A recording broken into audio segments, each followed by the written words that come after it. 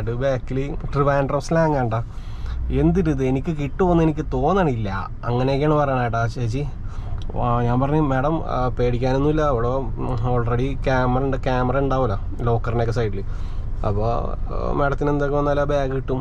എൻ്റെ പൈസ മൊത്തം അതിലാണ് ഇപ്പം ഈ ആകെ ഒരു ടെൻഷനാണ്, പെട്ടെന്ന് വിട് അങ്ങനെയൊക്കെ പറഞ്ഞ്. ഞാൻ പേടിക്കേണ്ട മാഡം, ഞാൻ ഇപ്പം തന്നെ എത്തിക്കാമെന്ന് പറഞ്ഞു. അങ്ങനെ പോകുന്ന വഴിക്ക് നമ്മുടെ പനമ്പള്ളിയിൽ അലിബാബ റെസ്റ്റോറൻറ്റിനൊക്കെ അവിടെ വെള്ളം കയറി കിടക്കണം. അപ്പോൾ ഞാൻ പറഞ്ഞു ഇതെന്താ മഴ പെയ്യാതെ തന്നെ വെള്ളം ഉണ്ടല്ലോ എന്ന് പറഞ്ഞപ്പോൾ അത് ഇന്ന സമയത്ത് ആ ഏരിയയിലെല്ലാം വെള്ളം കയറും, അത് 11:30 മണിക്ക് ഞങ്ങളുടെ കൗൺസിലർ വിളിച്ച് പറഞ്ഞ്. അങ്ങനെ ഞാൻ പറയാം അതെന്താണ് ഇത് ഇവിടെ മാത്രം വെള്ളം കയറണം, ഇവിടെ മാത്രമല്ല ഞാൻ കാണിച്ചു തരാം വന്ന വഴിക്ക് എന്ന് പറഞ്ഞിട്ട്.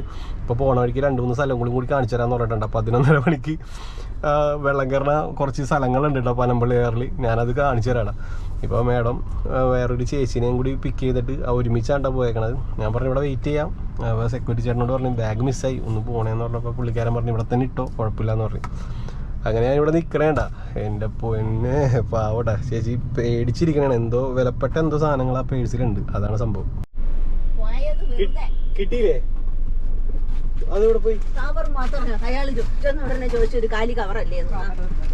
കാലി കവർ. അപ്പൊ പേഴ്സ് ഒന്നും കിട്ടിയില്ലേ? വീട്ടിൽ കാണും. അയ്യോ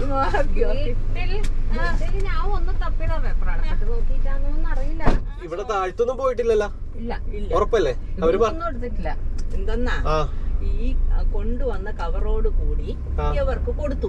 ഇത് അവർക്ക് കൊച്ചിന്റെ ഡ്രസ്സ് എടുത്തിട്ട് വേറെ കവറിലിട്ട് നമുക്ക് തന്നു. അപ്പൊ ഈ കാലി കവർ അയാളെടുത്ത് അങ്ങ് ഷെൽഫിൽ എറിഞ്ഞു.